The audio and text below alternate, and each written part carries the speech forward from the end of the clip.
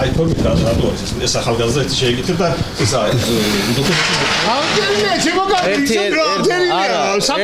ეს არის ჩემ ეს დაგავიწყდა.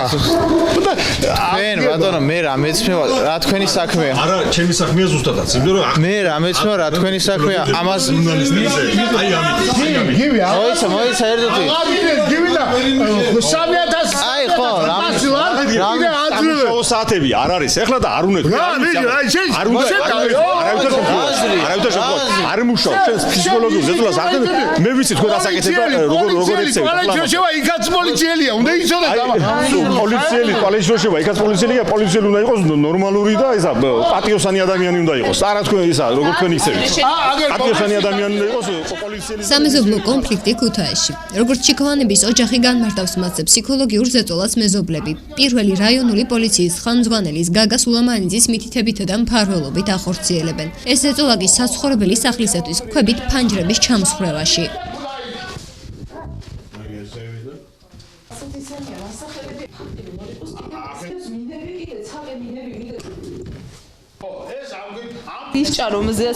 სასმელი წყლის ჭის მოწამვლაში სუნია კი ხედავთ აგერ როგორ სუნი გზნობა და სახლისათვის ასაფეთქებლების სროლასა და მათი გასახლების მოთხოვნით აქციის მოწყობაშიც კი გამოიხატა.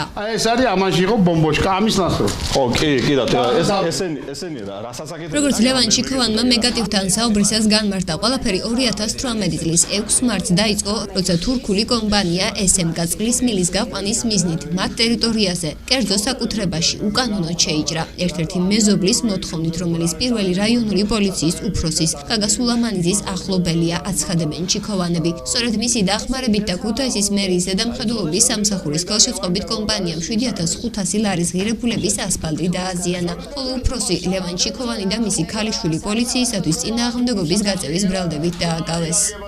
დაახლოებით იგივე განმეორდა 12 ივნისს, თუმცა ამჯერად საქმეში სოკარ ჯორჯია გაზი ფიგურირებს. ამჯერად ქალიშვილის მაგივრად ლევან ჩიქოვანთან ერთად მისი ვაჟი დააკავეს. და როგორც უმცროსი ჩიქოვანი განმარტავს მასზე და მამაზე პირველი რაიონული პოლიციის განყოფილებაში ფიზიკური ძალადობა განხორციელდა. ახლა პოლიცია საკუთარი დანაშაულის ჩაფარცხვის მიზნით ცდილობს ჩვენზე ზეწოლას. მეზობლებისა და უცხო პირების ხელით აცხადებს ლევან ჩიქოვანი.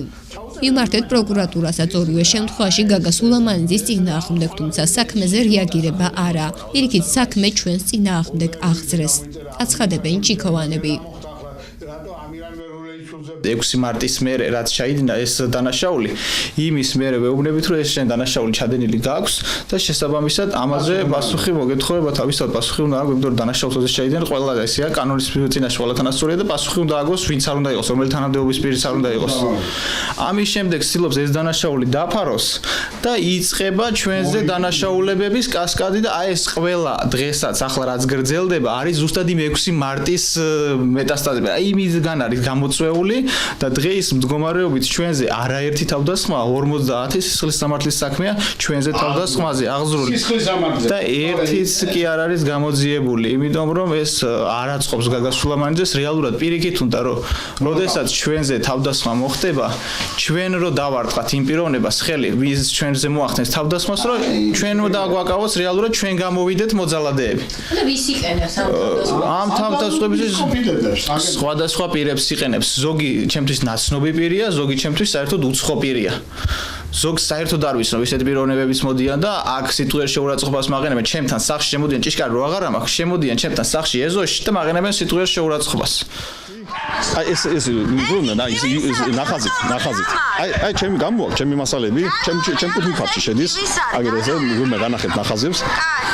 შედის გამოაქვს და ჩემ მასალებს ანადგურებს. სხვა განმარტებებს აკეთებენ შინაგან საქმეთა სამინისტროში. საზოგადოებასთან ურთიერთობის სამსახურში აცხადებენ, რომ ყველა შესულ შეტყობინებაზე ახდენს პოლიცია რეაგირებას და საქმეებზე გამოძიება 126-ზე, 197 და 343 მუხლებითაა დაწყებული. საქმე აღძრულია ჩიქოვანების ოჯახის წინააღმდეგაც პოლიციისათვის წინააღმდეგობის გაწევის ბრალდებით. ამასთან ჩიქოვანებს უჩივიან მეზობლები. მეზობლების განმარტებით ჩიქოვანების ოჯახი კონფლიქტურია და მათ წნარად ცხოვრების საშუალებას არ აძლევთ. რომელიც ავიწროებს, ყველას თავისი მოქმედებით. ერთი პიროვნება არ არის, მაგაზე რომელსაც რაღაცა დადებით სიტყვის. ერთი ოჯახის წინააღმდეგ ამდენი ოჯახი რო აქ ხო არის უკან ლოგიკა რომ რაღაცას აშავებს და ის ხომ ჩაუმსხმია ესენი აკეთებენ თავისით, ყველაფერს პროვოცირებენ და აბრალებენ მეზობლებს. რაღაცები გამოიტანა და თამაზინდა. ეს გადაღებული გვაქვს ჩვენ ყველაფერი. ჭიქარი რომ მომიჭრა, ესეც გადაღებული ვარ. ქვები რო დამილაგა. რა თქმა უნდა. მაშინ გადაადგილების რა თქმა უნდა. ესეც ყველაფერი გადაღებული. გადაღებული. ფაქტი ხომ ჩასახლა ადგილზე, აი ფაქტს ხომ უყურებთ. აი რაც მაგის ნამოქმედარია, რაც ჩანს. ჭიშკარი მოჭრა, ქვებს აგერ მანქანით ვერ შემოვდივარ, დავიღალე ქვების გადაყარა, გადმოყრით, გადაადგილების საშუალება მეზღუდება. აქედან რაღაცები გადაღებული მაქვს, ჩემი პირადი ნივთები მოიპარა, მოაბნია აქ. ხო და ასეთ რაღაცებს ისა და გამოდის და 1000-ნაირი რაღაცა, ну რაღაცა ისეთი შეურაცხყოფელი ისეთი სიტყვები ამის უნარი აქვს. რაღაცა შეურაცხყოფა მოგაყენონ და რაღაცა ისე და შევიდნენ სახში და ესა მაგათი მოქმედება მეტი არაფერი ნერვებიდან გამოგიყვანოს ისა. ერთ ადამიანს ვერ ნახავთ მაგაცი რომ რაღაცა დადებითი თქვან. უჩივით, თელმა სამეზობლომ დავწერეთ საჩივარი, ყველგან შევიტანეთ, მაგრამ რეაგირება მაინც არაფერი არ არის რა. ვიწყოთ უბრალოდ ადამიანურად ვიცხოვროთ რა, ამას ვიცხოთ. ბრალდებებს უარყოფენ ქუთაისის მერიაში, ხოლო პროკურატურაში აცხადებენ, რომ წყლის მილის გაყვანასთან დაკავშირებით საქმე მათთან 2013 წლის ოქტომბერშია დაფიქსირებული და გამოძიება საქმეზე ისევ მიმდინარეობს, თუმცა ჩიქოვანების მიერ საკუთარ ეზოდ ხსენებული გზის ნაწილი საქმეში შესახვევადაა ჩანიშნული. გაზის შეყვანის საქმეზე კი გამოძიება პირიქით ლევან ჩიქოვანს ედავება პოლიციისათვის წინააღმდეგობის გაწევას. ასე თუ ისე, ჩიქოვანების ოჯახი დანებებას არ გეგმავს და მათი განმარტებით თუ კი საქმის საჭიროება მოითხოვს, ისინი საერთაშორისო უწყებებსაც მიმართავენ. თამარ ქავთარაძე და გიორგი დოღონაძე, ტელეკომპანია მეგა TV-სათვის. ბრძოლის გაგრძელება სამართლებრივია თუ საქართველოს იქნა, საქართველოს მოვიგებ.